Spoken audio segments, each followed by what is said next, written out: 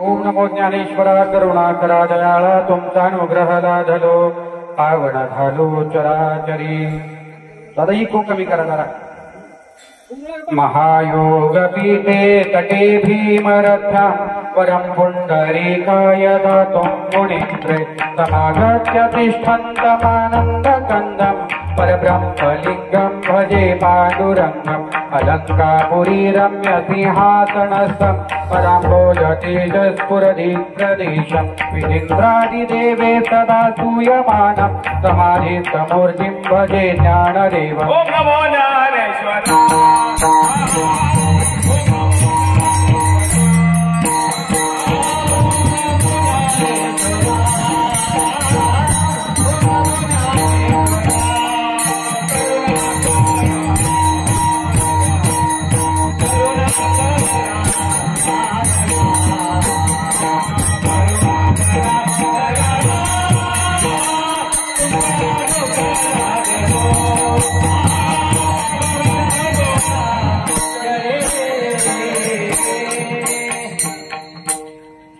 आता नमो रंगभूमिका कीर्तनी उभे होतील का टाळ मृदंग श्रोते देखा तया माझे नमन दंडवत ऐसे नमन करोनी सकळा हरिकथा बोले बोबडिया बोला अज्ञान म्हणोनी आपुल्या बाळा तालवी सका नाम म्हणे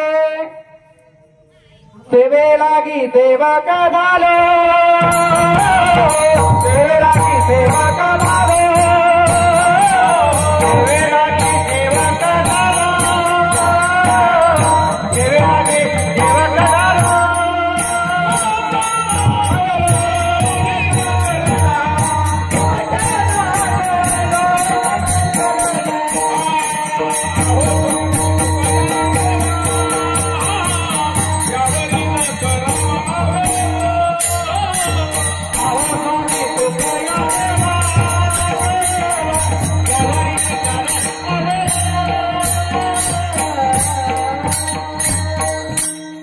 प्रस्तुत प्राप्त स्थळी प्राप्त प्रसंगी. दादा इकोचा आवाज बंद करून आता एक नॉर्मल आवाज दे फक्त मोकळा.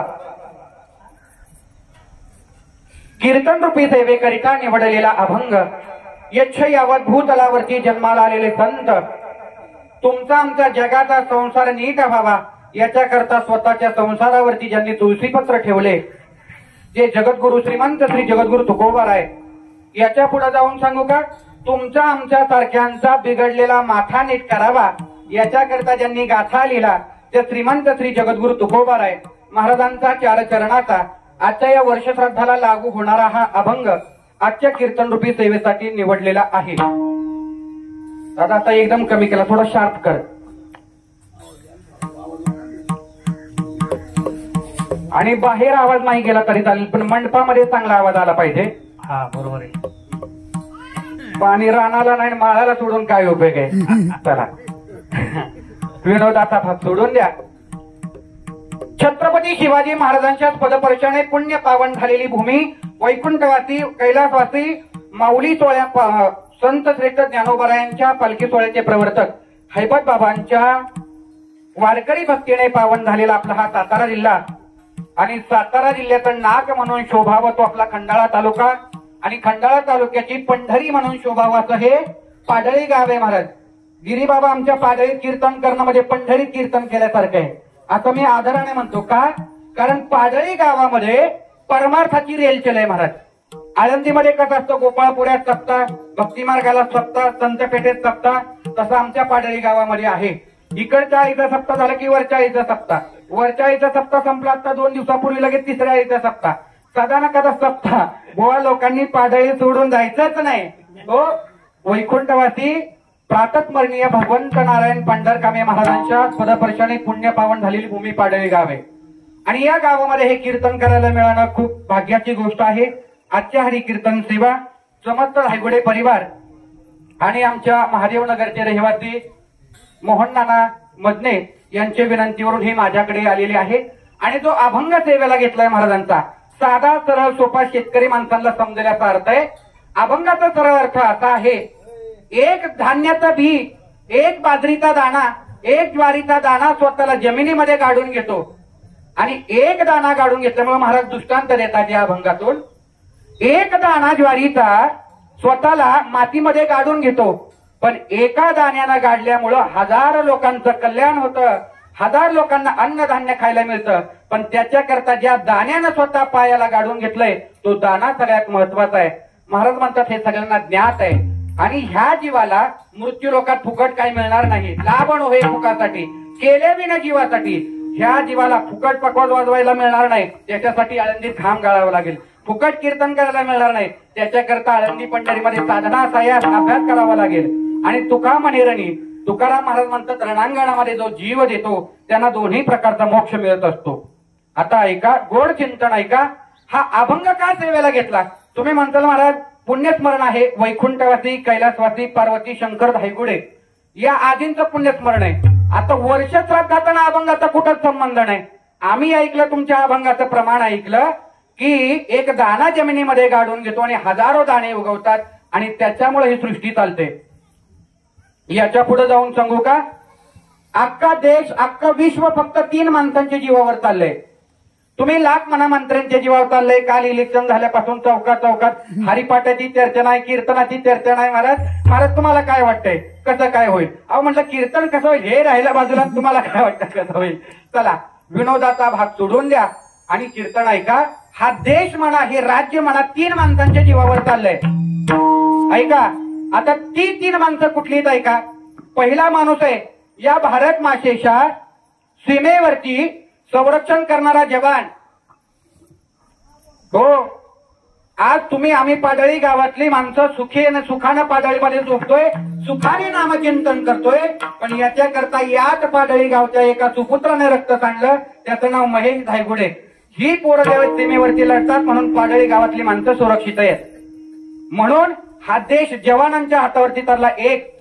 चला दुसरा वर्ग आहे, रोज शेतामध्ये घाम गाळून कांदा मुळा भाजी आपण पिकवतोय, शेतामध्ये अन्नधान्य उगवतोय आणि पिकवलेलं अन्नधान्य मंत्री तंत्री दिल्लीपर्यंत पोहोचवतोय. म्हणून या जगातली माणसं अन्नधान्य खातात आणि सुखाने जगतात.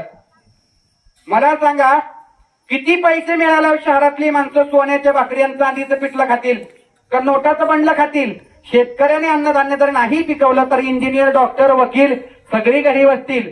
आणि कोरोना काळामध्ये आपण बघितलं, भले भले मी म्हणणारे घराच्या आतमध्ये बंद होते, पण शेतकऱ्याला मात्र शेतामध्ये घामच गाळावा लागत होता. आणि ज्यांनी घाम गाळला त्यातला एकही माणूस गेला नाही आणि जे दारे लावून आतमध्ये बसले त्यातला एकही वाचला नाही. विठ्ठल ऐका, आता 2 वर्ग झालं. पहिला वर्ग आहे देशाचा जवान संरक्षण करतो म्हणून आम्ही सुरक्षित आहे. दुसरा या देशाचा शेतकरी अन्नधान्य पिकवतो म्हणून आम्ही खातोय. आणि तिसरा वर्ग आहे आमच्या घरातली आई आम्हाला शिजवून वाढते म्हणून आम्ही सुरक्षित आहे. आणि ऐका, ज्या दिवशी ही 3 माणसं आपलं काम करायचं सोडून देतील का नाही, ज्या दिवशी ह्या 3 माणसांनी आपलं काम करायचा अधिकार सोडून देतील त्या दिवशी या जगात माणसात माणूस शिल्लक राहणार नाही. सांगा, सीमेवरच्या जवानांनी जर फुटला एखादा जवान, म्हटलं काय करायचंय, पाडळीची माणसं मारतात, आपल्या घरातले सुखी राहतात. पण पाडळीमध्ये आपलं सुद्धा एक कुटुंब आहे याचा आपण विचार करत नाही. चला जवान फुटला, सकाळी सकाळी अमेरिकेने अणुबॉम्ब टाकला जसा जपानवरती आणि नागासाकीवरती टाकला होता. पाडळीतली काय महाराष्ट्रातली माणसं उठणार नाहीत, तिथंही देश धोक्यात आहे. चला दुसरा गोष्ट, आमची सगळी माणसं डॉक्टर वकील इंजिनियरांना मुली देतील, पण शेतकऱ्याने अन्नधान्य नाही पिकवलं तर तिथं सुद्धा माणसं उपाशी तर पडून मरतील. हो, म्हणून दुसरा वर्ग सुद्धा तेवढ्याच ताकदीचा महत्वाचा आहे. आणि तिसरा वर्ग, शेतकऱ्याने अन्नधान्य पिकवलं, घरात कांदामुळा सगळा येऊन पडलाय, पण करायचं कुणी? करायचं कुणी? धुणं करायचं, भांडी करायची, रानातलं करायचं, लेकरा बाळांना सांभाळायचं, आई विना सगळं जग अपुर आहे. म्हणून या 3 प्राण्यांवरती संपूर्ण जग चाललंय महाराज. मग आता जो अभंग घेतलाय एका माऊलींचं वर्णन करण्याकरता, एका बीजा केला नाश मग भोगिले कणीस. महाराज म्हणतात, अरे मंदिरातल्या मूर्तीच्या पाया कुणीही पडतं, पण त्या दगडाच्या कधीतरी पाया पडा ज्या दगडाने स्वतःला पायाखाली गाडून घेतलंय. म्हणून एवढी मोठी मंजित उभारली आहे. आज एवढा मोठा मंडप उभा आहे, एवढी सगळी माणसं उभी आहेत, एवढी सगळी लोक बसलेत, पण ज्या आईनं आपल्या एका संसाराकरता आयुष्य वेचलं त्या आईचं नाव सुद्धा कुठंतरी आलं पाहिजे. आई रूपी बीज, आई रूपी दाना स्वतःला जमिनीमध्ये गाडून घेतो आणि म्हणून संसारासारखं वटवृक्षाचं फळ उभं राहतं. हे या कीर्तनाचं सारे विठ्ठल.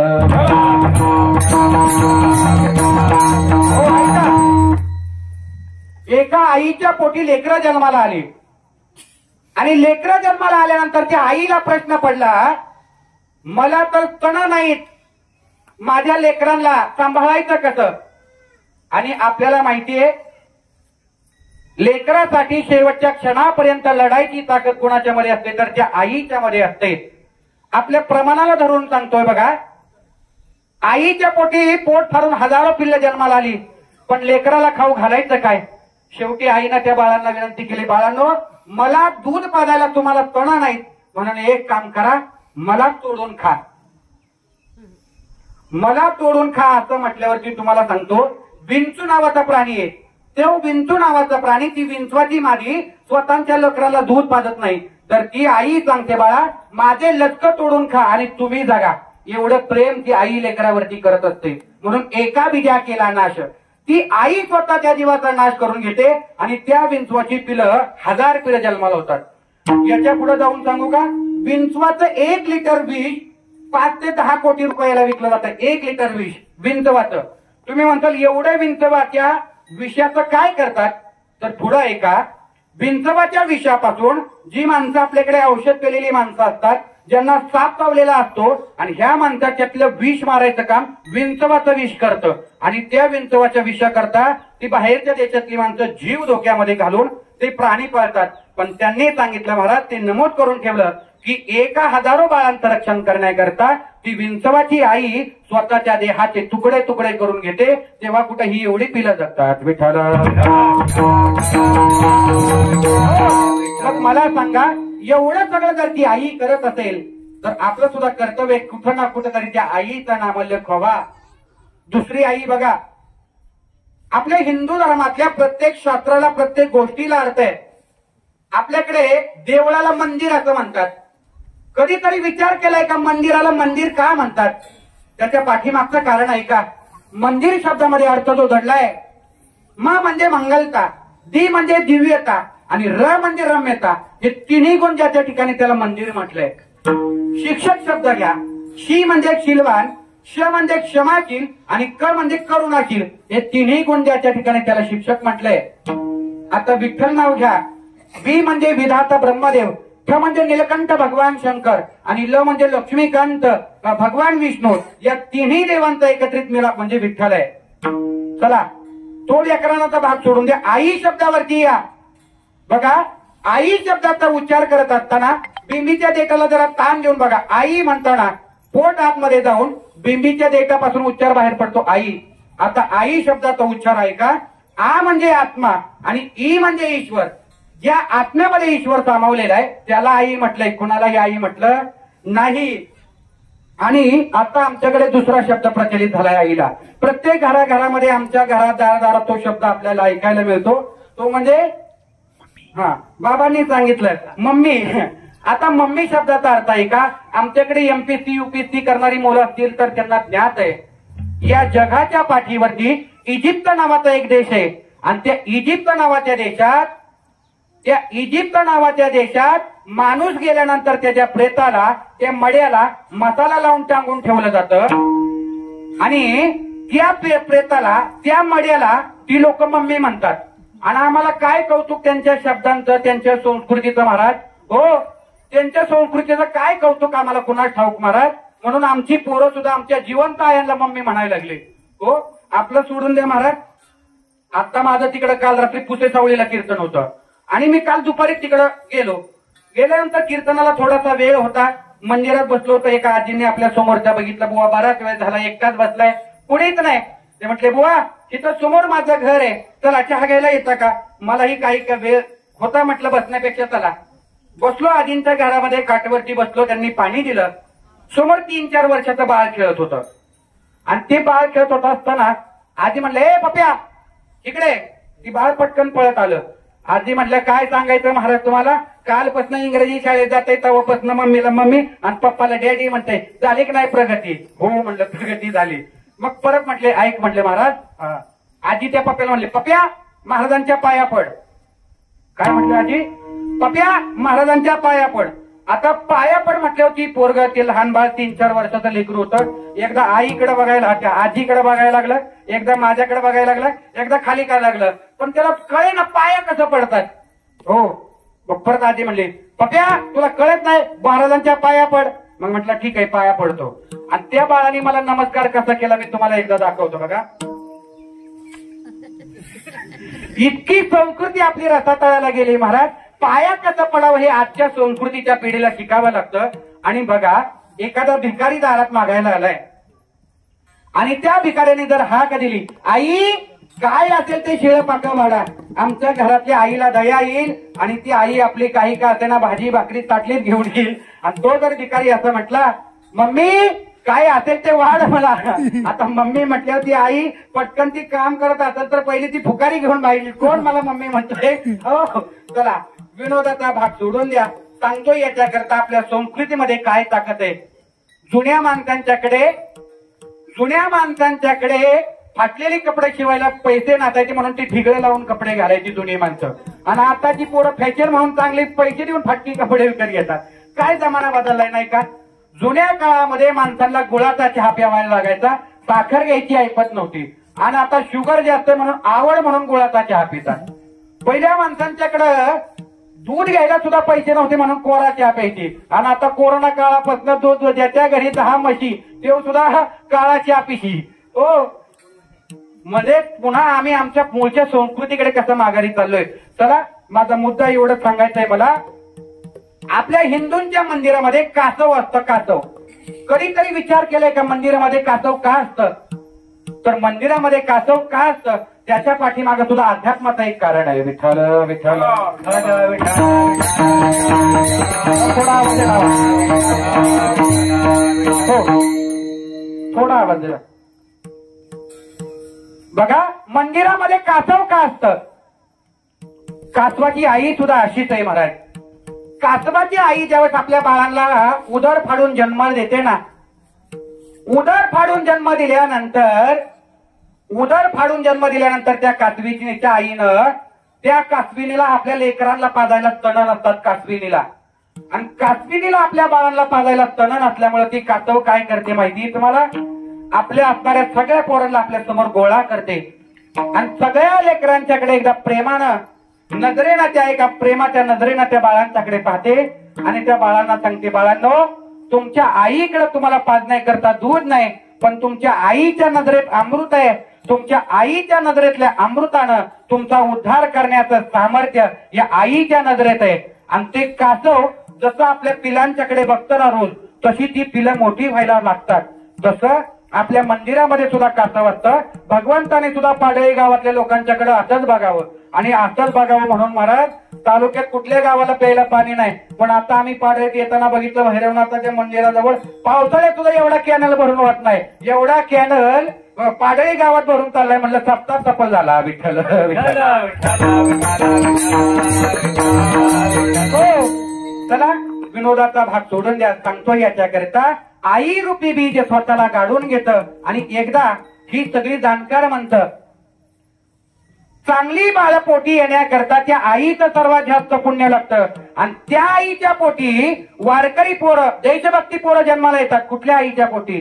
जी आई स्वतःला अध्यात्माच्या बीजवृक्षाखाली गाडून घेते ती, जी आई स्वतःला परमार्थाच्या वंशवेलीखाली गाडून घेते, त्या आईची लेकरं वारकरी जन्माला येतात. त्या आईच्या पोटी हरिभक्ती करणारी पोरं जन्माला येतात. हो धन्य माता पिता तयाची या.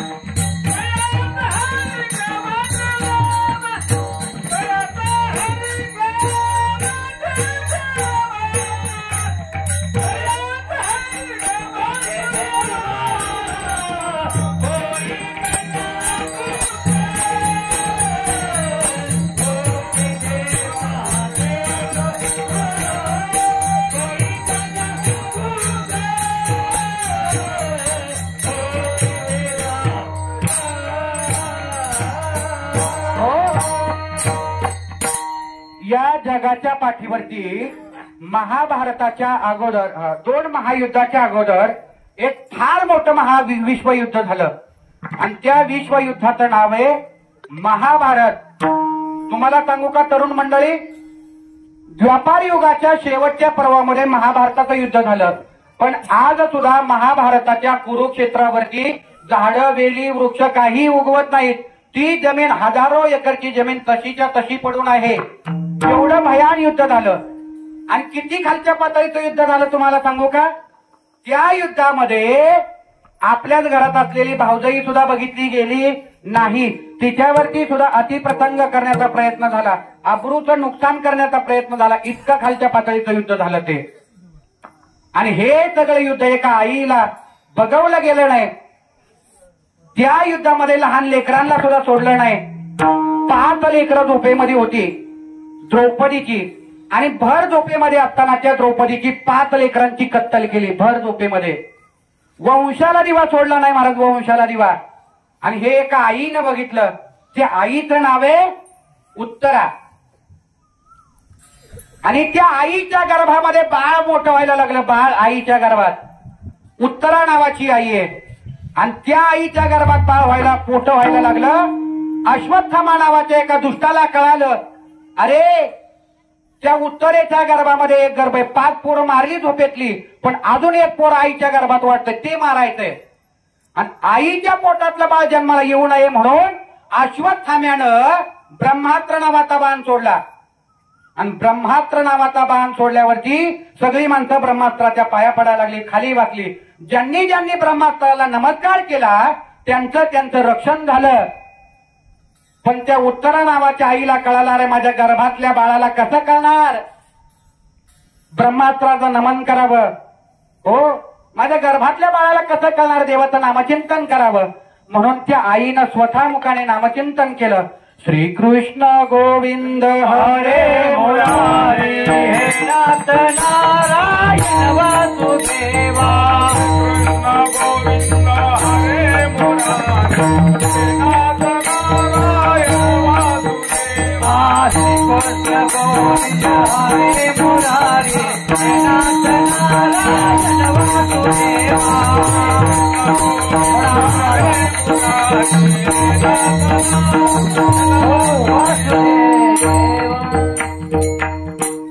खर तर ज्यांच्याकरता भजन म्हणलं त्यांनी म्हणलं नाही. असू द्या, विनोदाचा भाग सोडून द्या आणि आपल्या चिंतनाकडे या. श्रीकृष्ण गोविंद हरे मुरारी, हे नाथ नारायण वासुदेवा या नावाचा जय जयकार त्या आईनं केला. कुणासाठी? आपल्या गर्भात असलेलं बाळ वाचावं म्हणून ती आई या नावाचा जप करायला लागली. आणि तुम्हाला सांगू का, महिला वर्ग लक्ष देऊन ऐका, त्या पाठीमागच्या आधी बडबड करतायत, जरा त्यांच्याकरता सांगतो. कीर्तनी बडबड करील जो कोणी, बेडूक होणी येई जन्मा. असं समजू नका लहान पोरग बोललं म्हणजे होणार नाही, मोठं माणूस बोललं म्हणजे होणार नाही. लहान पोरग बोललं तर लहान बेडूक होणार आणि मोठा माणूस बोलला तर सोन्या बेडूक होणार.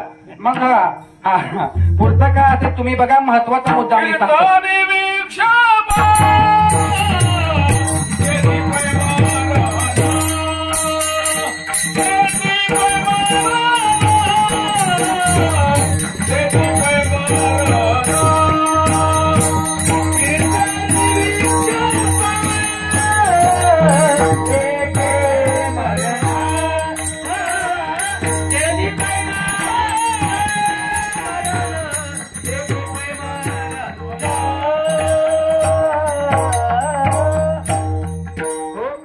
ह्या प्रमाणाचा अर्थ लावायचा म्हटलं बाबा तर कीर्तनच बंद करावे लागते. हो चला, आईच्या गर्भामध्ये उत्तरा मातेच्या गर्भामध्ये परीक्षित नावाचं बाळ वाचतंय आणि ते बाळ वाचावं म्हणून उत्तरा नावाच्या आईनं भगवंताचं नामचिंतन केलं.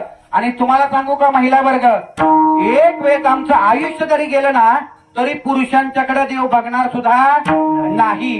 पण माता माऊल्यांनी केलेली भक्ती देवाला खूप आवडते. द्रौपदीनं नुसती हाक मारली तरी तिच्याकरता धावून आला. महाभारत कुणाकरता घडवलं देवाने? द्रौपदीसाठी. रामायण कुणासाठी घडवलं? सीता मातेसाठी. आणि आज सुद्धा धर्मरक्षणाचं काम कुणी चालवले? तुम्ही चालवले. म्हणून तुम्ही केलेली भक्ती अंतःकरणापासून. याच्या पुढे जाऊन सांगू का, महिला वर्गांचं अंतकरण असं कोमल अंतकरण असतं महाराज. दुसऱ्याचं लेकरू रडायला लागलं तरी त्यांच्या डोळ्याला पाणी येतं आणि आपल्याला आपलं रडायला लागलं तरी रे का बस काय आपल्याची दा येत नाही, लोकांची गोष्ट सोडून द्या. चला मग त्या आईनं अशा प्रकारचे भजन केलं आणि आईच्या गर्भामध्ये त्या परीक्षित नावाच्या बाळाचं रक्षण केलं भगवंतांनी.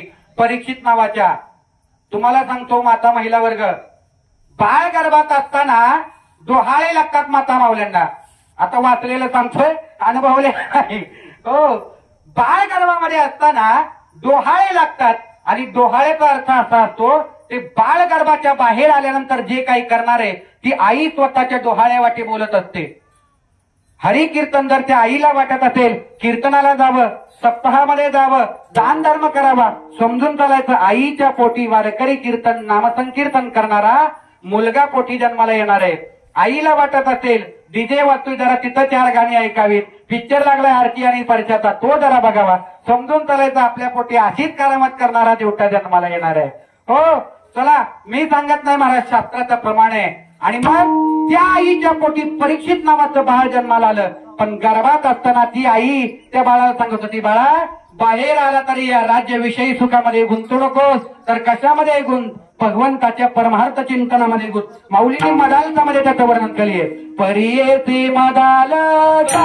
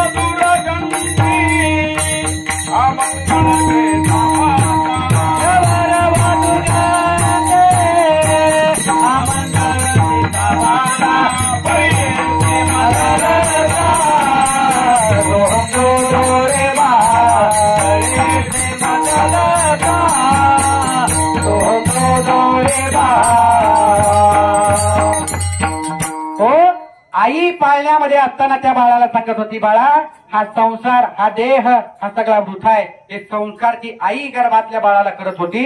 आणि ते परीक्षित नावाचं बाळ जन्माला आलं आणि बाळ जन्माला आलं 8 दिवस झालं, महिना झालं, ती बाळ काय बोलना. माणसांना वाटलं गिरणात गावलंय का काय, हो कोण म्हणले त्याला काढून टाका मुका दिसतंय. पण कोणीतरी सांगितलं, रे बाबा विश्वाचा उद्धार करणाऱ्या भगवान परमात्म्याला बोलवा. आणि आपला भक्त अर्जुनाला नातू झाला, अर्जुनाला नातू झाला म्हणून भगवान परमात्मा त्या परीक्षिताला बघायला आला. आणि परीक्षिताला बघायला आल्यानंतर भगवान परमात्म्याची आणि परीक्षित नावाच्या त्या बाळाची नजरानजर झाली. देवानं त्या बाळाला मांडीवरती घेतलं, दोघांची नजरानजर झाली होती. बाळ म्हटलं, आईच्या गर्भात ह्योच बाबा आलता मला वाचवायला. हो, आणि मग त्या परीक्षित राजानं भगवंताकडे वर्णन केलं, देवा माझ्या उत्तर काळामध्ये माझा उद्धार कर, मला संसाराच्या मोहमायेमध्ये अधीन होऊ देऊ नकोस. हो, आणि मग परीक्षित राजाने या विश्वाच्या उद्धाराकरिता भागवत नावाचा ग्रंथ प्रकट केला. परीक्षित राजामुळे विश्वाचा भागवत नावाचा ग्रंथ आम्हा भक्तांना वारकऱ्यांना मिळाला आणि भक्तीचा मार्ग आपल्याकरता सुलभ झाला. आता मला सांगा, परीक्षित राजाचं भागवत सगळ्या जगाला माहितीये, पण परीक्षित राजा जन्माला येण्याकरता उत्तरा नावाच्या आईनं, उत्तरा नावाच्या बीजानं स्वतःला जमिनीमध्ये गाडून घेतलं. हे महाराजांनी अभंगात सांगितलं. एका बीजा केला नाच, एका बीजा केला नाच,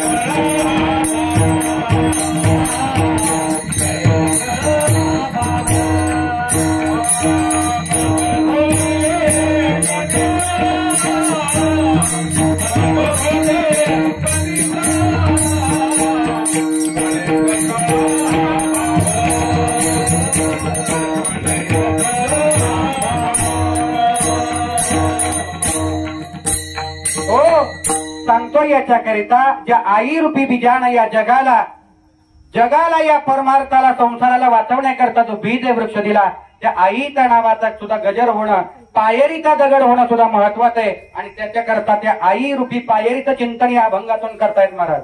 हो, दुसरं उदाहरण बघा, श्रीमंत श्री जगद्गुरु तुकोबरायांच्या. उगत तुकाराम महाराज कोणाच्याही पोटी जन्माला येत नाही. आई गेली ऑर्केस्ट्राला पोटी तुकाराम महाराज जन्माला आले, असं कधी घडत नाही. हो, ऐका, तुकाराम महाराजांचे वडील पुण्यवंत श्री बोलोबाराय पंढरीची वारी करायचे. आणि महाराज वारीला गेल्यानंतर आपल्याला माहितीये, मालक जर वारीला गेला तर संपूर्ण घराची जबाबदारी माता मावल्या पार पाडत असतात. एक दिवस कनकाई माता म्हणते, महाराज 8 पिढ्यापासून आपल्या पंढरीची वारी चालत आली, आम्हाला नाही वाटत कधी पंढरीच्या वारीला यावं, आम्हाला नाही वाटत कधी पांडुरंगाचं दर्शन घ्यावं. कनकाई मातेनं सांगितलं, महाराज काही ऐकू द्या, पण यंदा मी वारीला येणार म्हणजे येणार. आणि तुम्हाला सांगू का, शास्त्र असं सांगतं 3 हट्ट माणसाला पूर्ण करावे लागतात.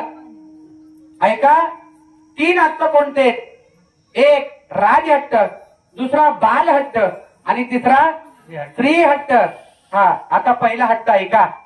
ज्यांना वाटते मोदीचं 2-2 हजार रुपये आपल्या खात्यात जमा व्हावं, त्यांनी आताची केवायसी करून घ्या. हो, आताच्या आता एक कीर्तन संपेपर्यंत केवायसी जर केली तर मोदीचं 2-2 हजार मिळणार आहे. कीर्तन 12च्या पुढे जर गेलं तर पैसे मिळणार नाहीत. अशी बातमी ऐकली तर कीर्तनात बसलेली माणसं पहिली ते आमच्या रघुनाथ दादांच्या सेंटरला सगळी माणसं एकाच्या वर चढी आहेत. आमच्या गावात एकाने काय केलं, महाराज माझा नंबर येणं वर चढून वायरच कापली, मला नाही तर कोणालाच नाही. हो हो, सगळं महाराज. आणि दुसऱ्याने त्याच्या गाडीची आवाज काढून टाकली, म्हणले आम्हाला नाही ना, कोणालाच नाही. मग सांगतो याच्याकरता राजहट्ट आहे. राजाने सांगितलं केवायसी करून घ्या, लगेच आम्ही करणार. राजाने सांगितलं आधार कार्ड लिंक करून घ्या मोबाईल नंबरला, मोदीचा रिचार्ज फुकट भेटणार आहे, लगेच करून घेऊ. राजहट्ट हा. दुसरा एका बालहट्ट. घरातलं बाळ रडायला लागलं, आईनं सांगितलं बाबा बाळ रडायचं राही ना. आई हातातलं काम ठेवते, वडील हातातलं काम ठेवतात, पण त्या बाळाचा भोंगा बंद करतात. हो, याच्याकरता बाल हट्ट आहे. आणि तिसरं हट्ट आहे स्त्री हट्ट. आपल्या घरातल्या माता मावल्यांनी सांगितलेला हट्ट पुरुष मंडळींना पूर्ण करावाच लागतो. नाही पूर्ण करावा ना, आज सकाळी आपले दायगुडे पाहुण्यांच्या जेवायला मिळेल, पण संध्याकाळी घरीच जावं लागणार आहे. म्हणून त्यांनी सांगितले भाजी घेऊन या, भाजी आणल्याशिवाय आपल्याला पर्याय नाही. शास्त्र सांगतं 3 हट्ट पूर्ण करावे लागतात. तुकाराम महाराजांच्या वडिलांचा बोलोबारायांचा नाईलाज झाला आणि कनकाई मातेला म्हणले चल तू बी वारीला. पण एक लक्षात ठेव, पंढरपुरामध्ये गेल्यानंतर पांडुरंगाकडे काही मागायचं नाही. 8 पिढ्यापासून आपल्या वाडवडिलांनी सेवा केली पांडुरंगाची, पण काही मागितलं नाही. तू सुद्धा त्या देवाकडे काही मागायचं नाही. आणि असं मागायचं नाही, कनकाई मातेनं मान्य केलं. आता बघा, दोघं दरमदल करत वारीला आले. चंद्रभागेचं स्नान झालं, पुंडलिक रायेचं दर्शन झालं, पुढे मल्लिकार्जुनाचं दर्शन झालं, नरहरी सोनारांचं दर्शन झालं. हो, पुढे नामदेव पायरीचं दर्शन घेतलं, विना मंडपात आले. आणि विना मंडपात आले तसं पुरुषांची लाईन वेगळी, महिलांची लाईन वेगळी. पांडुरंगाच्या मनात आलं 8 पिढ्यापासून ही माणसं माझी भक्ती करतात, पण काही मागत नाहीत, काहीतरी मागायला लावावं. देवानी 6 वर्षाच्या बाळाचं रूप घेतलं आणि कनकाई मातेला सांगितलं, हो आई कुठून आला? म्हटली बाळा फार लांबून आलो, देहूवरून आलो. अहो पंढरीचा पांडुरंग लय दयाळू आहे. म्हटलं किती दयाळू? त्या सुदामा बामणाला मुठभर पव्यासाठी गाव दिलं. आणि एवढंच नाही महाराज, 2 मुठीमध्ये वैकुंठ आणि स्वर्ग देऊन टाकला. आणि 3री मुठी खाणार एवढ्याच लक्ष्मीने अडवलं का? कारण 3री मुठ जर देवाने खाल्ली असती तर क्षीरसागराचं शयन सुद्धा देवाने त्याला दिलं असतं. म्हणून लक्ष्मी मातेनं अडवलं. ऐका, मुठभर पोव्यासाठी सुदामा ब्राह्मणाला गाव दिला. तुम्हाला काय दिली यात नवल नाही. कनकाई मातेचं अंतकरण दवलं महाराज माता मावल्यांचं. आणि तुम्हाला सांगू का, माता माऊली असू द्या की पुरुष मंडळी असू द्या, संसाराला बहर कधी येतो? ज्या दिवशी माता माऊल्या आई होत्याल, पुरुष मंडळी ज्या दिवशी बाप होत्याल, तेव्हापासून त्यांच्या प्रपंचाला अधिक रंग येतो. आणि तोपर्यंत त्यांच्या प्रपंचाला काही गंध नसतो. ते उगावी म्हणतात महाराज आपल्याला काय, चला वारीला. अहो म्हणलं घरचं काम धंदा सोडून तुम्ही वारीला आलाय? नाही म्हणलं आमच्या घरी काय मागा पुढे फपुटा उडत, हो हाय तरी काय आमच्या घरी, म्हणून आलो वारीला. पण असं नाही. ज्यांच्या घरामध्ये संसाराची वेल वाटते ती माणसं प्रपंच टाळून येत नाहीत. आता कणकाई मातेला वाईट वाटलं, पांडुरंगाच्या दरबारात आल्या आणि कणकाई मातेकडे देवान काहीतरी मागा मागा म्हटल्याबरोबर कणकाई मातेनं सांगितलं, देवा ए पांडुरंगा, अरे बोलोबा नंतर तुझी पंढरीची वारी पुढे चालवावी, 8 पिढ्यापासूनची तुझी भक्ती पुढे चालवावी, याच्याकरता माझ्या उदरी एक बाळ जन्माला घाल आणि बाळ जन्माला दे म्हटल्याबरोबर पांडुरंगाने वर बघितलं, तथास्तु म्हटला देव. कुणाला? तुकाराम महाराजांच्या आईला. आईला तथास्तु म्हटल्यानंतर महाराजांची आई पुढे गेल्यानंतर वडिलांचा नंबर आला आणि वडिलांचा नंबर आल्यावर देव दरच्या वेळेला खाली मान घालायचा, पण तुकाराम महाराजांचे वडील आल्यानंतर आता देवाने मान वर केली आणि बोलोबारा यांच्याकडे बघून हसायला लागले. बोलोबारा म्हणतात, देवा अरे 8 पिढ्यापासून आम्ही पंढरीला येतोय पण कधी मान वर केली नाहीत, आज मान वर केली त्यावरती आपल्या मालकीने ना काहीतरी मागितलेलं दिसतंय. मग पटकन पागून पळत गेले आणि कणकाई मातेचा हात धरला आणि कणकाईला विचारलं, कणकाई थांब थांब, अगं माझ्या पांडुरंगाकडे काय मागितलंच का, संसारातलं काय मागितलंच का? मग कणकाई मातेचा नाईलाज झाला. कणकाई मातेनं सांगितलं, मालक देवाकडे मागितलं, पांडुरंगाला सांगितले, पांडुरंगा आज तुझी पंढरीची वारी पुढे चालवण्याकरता एखादं तरी लेकरू दे, लय नको आम्हाला, हो एक तरी बाळ जन्माला दे. तेव्हा बोलोबारायांचे उच्चार आहेत, ऐका. बोलोबाराय म्हणतात, पोरग आणणार कसं निघल सांगता येत नाही. लहानपणी आई वडील ज्या पोरांचा वाढदिवस मोठ्या थाटामाटात साजरा करतात आणि तीच पोरं त्यांना म्हातारपणी वृद्धाश्रमात टाकतात. कारण काही पोरांचा भरोसा धरायचा नाही, पोरांचा भरोसा म्हातारपणात, तरुणपणी पोराचा भरोसा कधी धरायचा नाही. म्हातारपणी रिटायर होईपर्यंत जर आपला सातबार आपल्या नावावर ठेवला आणि मरेपर्यंत जर सेवा केली तर आपली पोरं खरी, नाहीतर आपल्याला काय करायचं आपल्या पोराला? कणकाई परत देवाकडे जा आणि देवाला सांग, देवा आम्हाला असं तसं पोरग नको, आम्हाला पोरग कसं पाहिजे.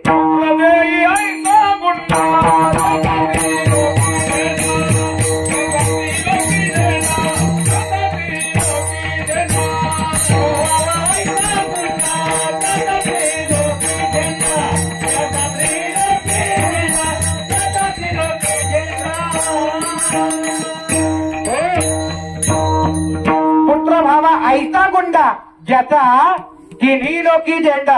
आता बऱ्याच वेळा आई वडिलांना वाटतं, बघा आता इलेक्शनचा काळ चालू आहे, मंत्री रोज खादी कपडे घालून माणसांच्या पाया पडतात, 5 वर्षातनं एकदा दारात येतात. आईला वाटलं आपलं पोरगं व्हावं मंत्री आणि पुढे जाऊन ती झालं वाजंत्री. हो काय करतात, त्या इलेक्शनच्या घोळक्यात त्रास झाला म्हणून आई गेली दवाखान्यात आणि डॉक्टरने म्हटलं, बाबा ऊन सुद्धा लागतंय तरी उन्हाळ्यात सर्दी झाली, हो करा इंजेक्शन केलं. डॉक्टरला म्हणलं किती झालं, द्या 200 रुपये. म्हणले ह्याचा बी धंदा बरा, एक इंजेक्शन दिलं की 200 रुपये. आपलं पोरगं व्हावं डॉक्टर आणि ती झालं कंडक्टर. हो याच्या पुढे जाऊन सांगू का, महाराजांचं कीर्तन ऐकलं ना, आईला सुद्धा वाटलं आपलं पोरगं व्हावं महाराज आणि महाराज व्हावं वाटलं, पण आपल्या पोराला हळद सप्त्याला पाठवाय नको, हरिपाठ पाठ करायला नको. हो घरी बसून कीर्तनकार होतोय का? तर म्हणलं घरी बसताना आईची इच्छा व्हावं कीर्तनकार, ते झालं पोतराज. हो त्याला संस्कार लागतात. आई वडील जसे संस्कार करतात तशी लेकरं त्या गर्भात आणि त्या घरात घडत असतात. कर्म झाले देवी भोगा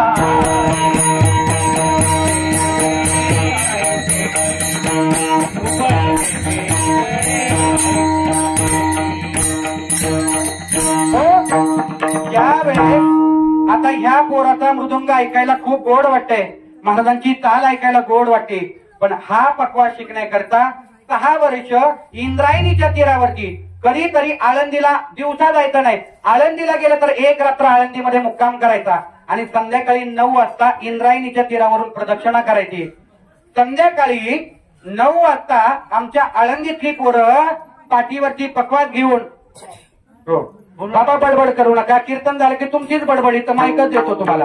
हो ऐका, गोड चिंतन ऐका.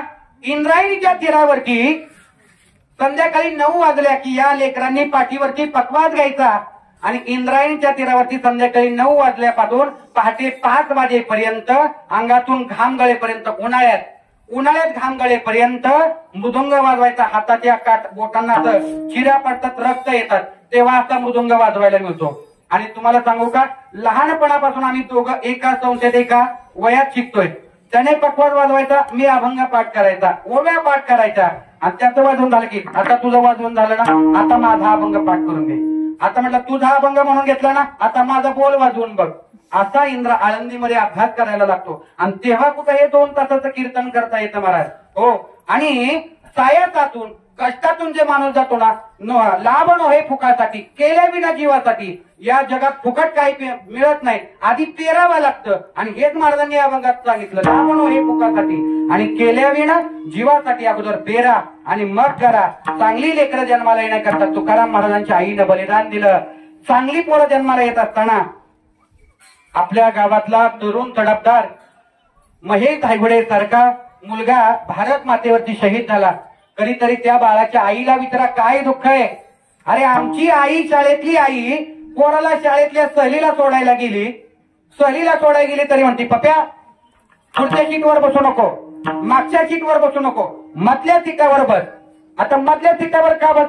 पुढे कोणी ठकलं तरी तू सुरक्षित, आणि मागून कोणी ठोकलं तरी तू सुरक्षित. आणि जिथं ही पोरं जन्माला वाचावीत म्हणून तयार केली जातात ना, तिथं ती पोरं चांगली घडत नाही. आणि जिथं पोरं आळंदीमध्ये माऊलींच्या भरवशावरती, पंढरीमध्ये पांडुरंगाच्या भरवशावरती जी पोरं घडायला टाकतात, ती पोरं खऱ्या अर्थाने घडल्याशिवाय राहत नाहीत.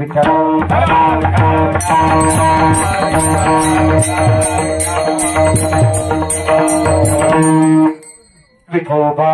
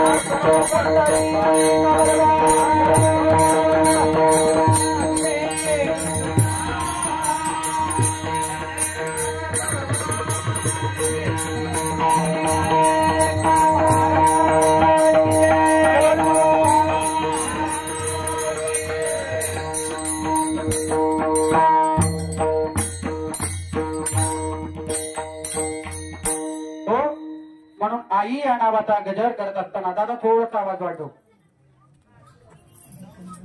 बघा. यथामध्ये यथावकाश बोलत असताना 12:15 वाजत आलेले आहेत.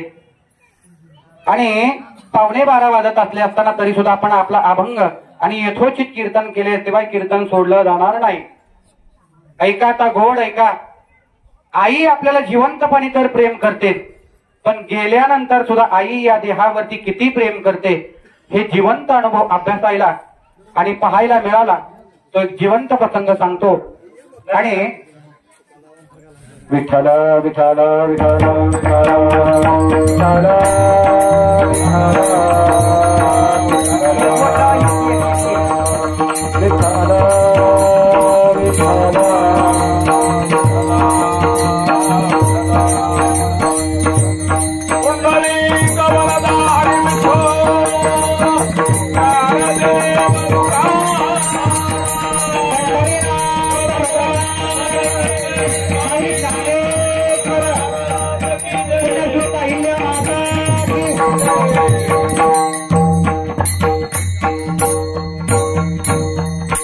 हो 12:15 वाजलेले आहेत. 15 मिनिटात आपला वेळ घेणार आहे आणि 15 मिनिटात सेवेला पूर्णविराम देणार आहे. बघा कलियुग दिवसेंदिवस वाढतंय आणि या कलियुगाच्या वाढत्या युगामध्ये आपल्या सर्वांना ज्ञात आहे. कलियुगामध्ये आपल्या सर्वांना ज्ञात आहे. म्हातारा तरचला ताकाला आणि लाडू घातले लोकाला, अशी परिस्थिती गावागावात घराघरात पाहायला मिळते. जितानाही अन्न आणि मेल्यावरही पिंडदान. जोपर्यंत जिवंत आहे तोपर्यंत सेवा नाही. आणि गेल्यानंतर वर्ष श्राद्धाला 15,000चा भू आणायचा, 20,000चा भू आणायचा. काय उपयोग आहे मला सांगा. आणि म्हणून एक प्रसंग सांगतो आणि सेवेला पूर्णविराम देतो.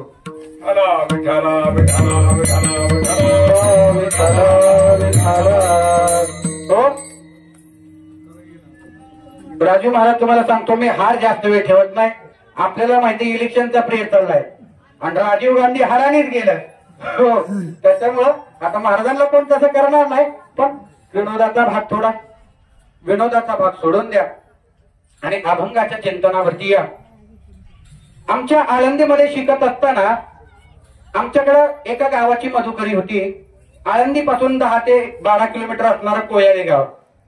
आणि पुणे जिल्ह्यामध्ये अशी प्रथा आहे, जोपर्यंत पिंडाला कावळा शिवत नाही, 10व्याच्या दिवशी जोपर्यंत पिंडाला कावळा शिवत नाही तोपर्यंत प्रवचन बंद करायचं नाही. आता मधुकरीचं गाव माझ्याकडे असल्यामुळं एक प्रवचनाची सेवा माझ्याकडे आली आणि मधुकरीचं गाव असल्यामुळं माहेराला जसं जावं तसं मधुकरीच्या गावात त्या प्रवचनाला गेलो. अर्धा तास पाऊण तास झाला पण कावळा काही शिवेना. काय करावं कावळा काही शिवेना.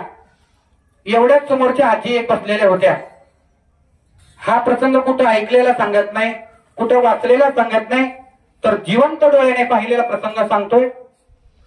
समोर एक आजी बसल्या होत्या आणि त्या आजी म्हटल्या, तर पोरांनो असा कावळा शिवणार नाही, असं करा, त्याला घेऊन या. आता त्याला घेऊन या, मला असं वाटलं आजींचं मालक घरी असावं, त्यांना आणलं नसावं. म्हटलं आजी मालक राहिलेत का त्यांच्या घरी? नाही म्हटले, महाराज मालक जाऊन 10 वर्ष झाली. म्हटलं घरी कोण आहे? म्हटले तुम्हाला कळलं. 10-15 मिनिटांनी एक रिक्षा आली आणि 10-15 मिनिटांनी रिक्षा आल्यानंतर त्या रिक्षातून एक देह खाली उतरवण्यात आला. तो देह असा होता, डिहरी वाढलेली, हाफ चड्डी, ती नाडीची हाफ चड्डी घातलेली, पॅरलेसचा आधी डोक्याने येड आणि त्याच्यात पॅरलेसचा अटॅक आलेला.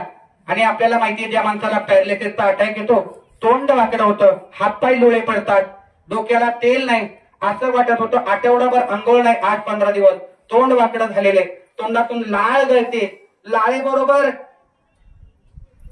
असा विचित्र देह खाली आला आणि कुणीतरी दोघांनी धरून त्याला पुढे आणलं आणि वेडे वाकड्या हाताने सांगितलं, बाळा आईच्या पिंडाला नमस्कार कर. कस तरी वेड्या वाकड्या हाताने त्या लेकरानं 50-55 वयाच्या त्या सद्ग्रह हाताने नमस्कार केला, पण पिंडाला कावळा काही शिवला नाही. तेवढ्यात त्या आजी उठल्या आणि त्या लेकराच्या 2 भावांना म्हटला, थोरल्या भावाला म्हटलं, दादा तू उठ आणि आईला शब्द दे, आई तू गेल्यानंतर माझ्या या भावाचा सांभाळ मी करीन. आता सांभाळ करीन म्हटलं, ते धाकट्याच्या तोंडाकडे बघायला लागलं, बहिणीच्या तोंडाकडे जायला लागलं. थोरला उठे ना आईला शब्द द्यायला. मग ती मावशी त्याच्या लेकीला म्हणले, अगं पोरींनो तुम्ही तरी आईला शब्द द्या, आम्ही आमच्या भावाला सांभाळ करू म्हणून.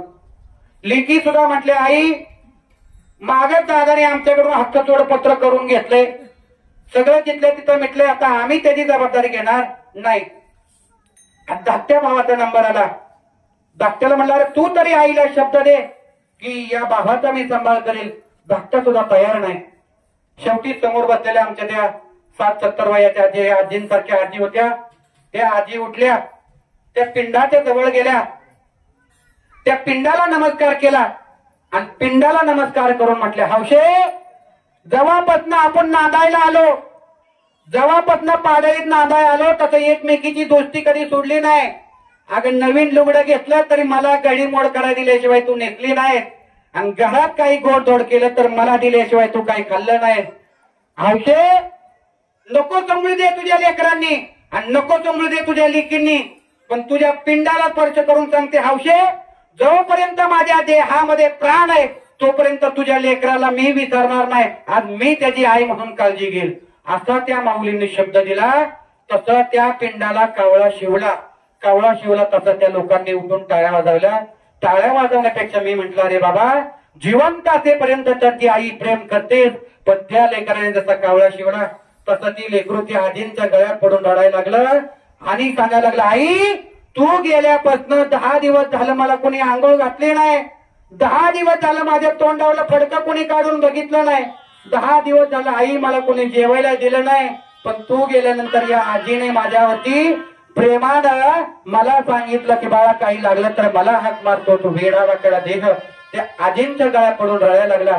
तेव्हा कळालं की आई नावाचा प्राणी जिवंत असेपर्यंत तर प्रेम करतो, पण गेल्यानंतर सुद्धा त्या देहाला विसरत नाही. आणि पंढरीच्या पांडुरंगाला सुद्धा असं वाटलं, अरे विठ्ठल होऊन भक्त मंडळी आपल्याला जवळ घेणार नाहीत. मग त्याच्याकरिता पंढरीच्या विठ्ठलानं स्वतःला म्हटलं विठाई. विठ्ठल नावाची देवाला सुद्धा खंत पडली म्हणून विठ्ठलानं आई या नावाची देवालाही वाटे नवलाई. आणि म्हणून तर पंढरीचा विठ्ठल सुद्धा स्वतःला म्हणे विठाई. आणि तेव्हापासून भगवंतानी विठाई नावाचं धाम धारण केलं. अशा वैकुंठवासी कैलासवासी लक्ष्मी पार्वती शंकर भायगुडे या आजींचं गेल्या वर्षी वैकुंठ गमन झालं. आणि शेवटी 5 मिनिटं एक मृत्यूपत्र एका ठिकाणी वाचण्यामध्ये आलं ते सांगतो पूर्ण होतं. ज्ञानेश्वर माऊली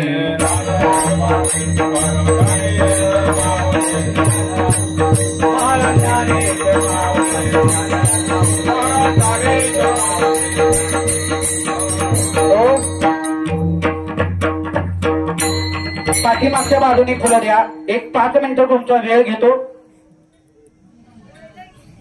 ऐका जरा. काही दिवसापूर्वी माझ्या पुण्यातल्या एका मित्राची आजी वारली. आणि त्याची आजी वारल्यानंतर त्या पोराने घरात कोणीच नाही म्हणून मला फोन केला. मित्र अतिशय जवळचा होता. आळंदीमध्ये आम्ही दोघे एकत्र शिकायला होतो. आणि त्या मित्राची हकीकत अशी, घरात आई वडील दोघंही आयटी मध्ये कामाला. आई वडिलांचं लक्ष नाही म्हणून पोरगं बिघडलं. आणि बिघडलेलं पोरगं कुठं सुधार टाकायचं म्हणून आळंदीमध्ये पाठवलं. कर्मधर्म संयोगाने आमच्या दोघांची मैत्री स्नेह झाला. त्याने परवा सांगितलं महाराज माझी आजी वारली, मला भेटायला या. त्याची आजी वारली म्हणून भेटायला गेलो. त्याला भेटल्यानंतर तो म्हटला महाराज मला असं वाटतं आजीच्या साठी, माझी आजी खूप चांगली होती, आजीसाठी काहीतरी चांगलं करावं. मग त्याला म्हटलं असं करूया, पुण्यामध्ये एक नामांकित वृद्धाश्रम आहे, त्या वृद्धाश्रमाला आपण देणगी देऊया तुझ्या आजीच्या नावानं. त्या वृद्धातल्या देणग्यांना भोजन एक पंगत देऊया. आणि म्हणून तो मित्र आणि आम्ही दोघजण पुण्याच्या त्या एका वृद्धाश्रमामध्ये गेलो.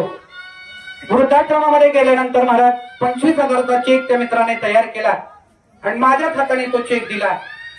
आता माझ्या हाताने तो चेक दिल्यानंतर त्या मित्राने सांगितलं, म्हटलं आता आम्ही निघणार. तेवढ्याच त्या वृद्धाश्रमातल्या शिपाई म्हटलं थांबा, तुमच्या आजीची पेटी घेऊन जा. आजीची पेटी घेऊन जा म्हटल्याबरोबर मी त्या मित्राला विचारलं, म्हटलं दादा आजी वृद्धाश्रमात राहत होती का? म्हटलं हो महाराज, माझी आजी शेवटची 5 वर्ष वृद्धाश्रमातच राहत होती. मग आम्ही त्या आजीची पेटी घेतली, ती पेटी उघडली. त्या पेटीत ताट वाटी तांब्या असं मेडिकलच्या गोळ्या असं काही सामान होतं. आणि सगळ्यात शेवटी खाली एक डबा होता आणि त्या डब्यामध्ये पैसे होते. मग 1000, 100, 500च्या नोटा होत्या. आणि त्या नोटांच्या खाली सगळ्या नोटा मोजल्या, 10-20 हजार रुपये भरले. ते पैसे सुद्धा आम्ही वृद्धाश्रमाला देऊन टाकले. आणि त्याच्या खाली एक चिठ्ठी होती आणि ती चिठ्ठी त्या मित्राच्या वडिलांच्या करता त्याच्या आजीने लिहून ठेवली होती. ती चिठ्ठी तुम्हाला वाचून सांगतो आणि सेवेला पूर्ण विराम देतो. त्या चिठ्ठीमध्ये असं लिहिलं होतं, चिरंजीव मधुकर या साष्टांग नमस्कार. बाळा गेली 5 वर्ष वृद्धाश्रमामध्ये राहते, पण तुमच्या सगळ्यांना माझा कंटाळा आला. मला सुद्धा आज हे जगणं नकोय, पण जाता जाता माझं मनोगत तुझ्यापाशी व्यक्त करते बाळा.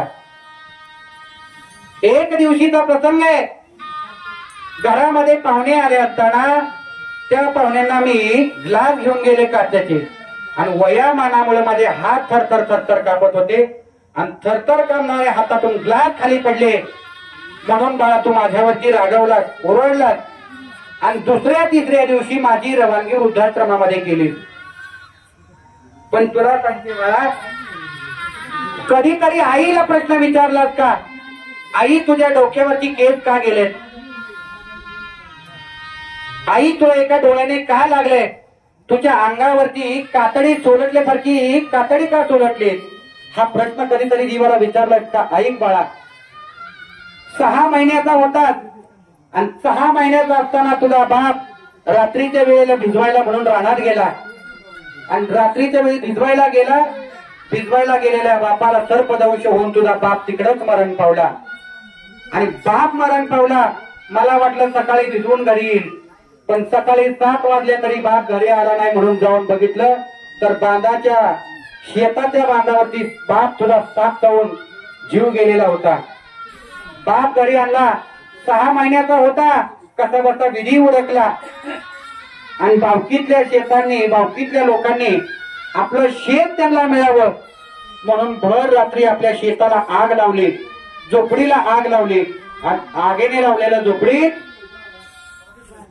पाळण्यात असणाऱ्या तुला घ्यायसाठी मी गेले असताना सप्राला आग लागली आणि सप्राचं जळलेलं लाकूड माझ्या डोळ्यावर पडलं आणि पडलेल्या लाकडाला एक खिळा होता, तो खिळा माझ्या डोळ्याला लागला म्हणून माझा डोळा गेला आणि तसा माझा मागचा पदर पेटत असताना मी तुला उचललं बाळा म्हणून माझ्या अंगावरचे चगदे गेले.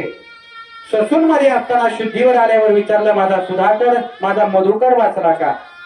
म्हणून सांगते बाळा आई किती महत्वाची आहे. माझ्या सुनाला मला वृद्धाश्रमामध्ये पाठवलं याच्यात मला काही खंत वाटत नाही, पण माझा मुलगा माझ्यापासून लांब गेला याची मला खूप मोठी खंत वाटते बाळा. याच्या पुढे जाऊन सांगू का बाळा, हरिपाठाला गेलं तरी माझ्या शेजारी कोण बसत नाही, जेवायला सुद्धा लांब घेऊन बसते म्हणून रोज सकाळी रोज रात्री एक झोपेची गोळी घेऊन झोपायची. आज संध्याकाळी 1 नाही 2 नाही 4 झोपेच्या गोळ्या खाऊन झोपणार आहे बाळा. तुला माझा त्रास नको ना म्हणून आज मी माझं आयुष्य संपवणार आहे. आणि ते पत्र वाचलं महाराज आणि त्या बाळाच्या घरी आलो आणि त्याच्या वडिलांना हे पत्र वाचून दाखवलं.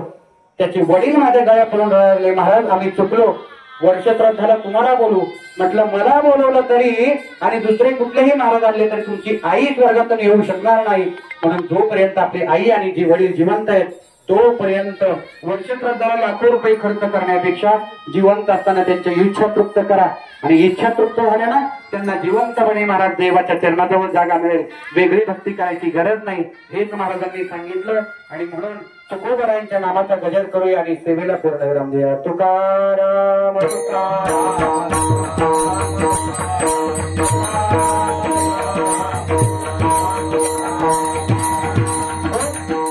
यथामध्ये यथावकाश हरी कीर्तन सेवेचा योग आला. या ठिकाणी कीर्तन सेवे करता आलेले माझ्यासोबत आलेले गायनाचार्य राजेंद्र महाराजजी भांडवलकर, वारकरी भीष्माचार्य आदरणीय कल्याण बाबा गिरी आणि खंडाळा तालुक्याचे वारकरी वैभव आदरणीय उत्तम नाना धायगुडे, समस्त पाडळी गावातील सर्व भाविक भजनी मंडळ आणि मृदुंगाचार्य गुरुबंधू अनिकेतजी महाराज गोरे सर्वांच्या चरणावरती नतमस्तक होतो आणि सेवेला या ठिकाणी पूर्णविराम. पहिल्यांदा अभंग घेऊया. अभंग झाला की पुष्पवृष्टी होईल. काकांची मंत्र पुष्पांजली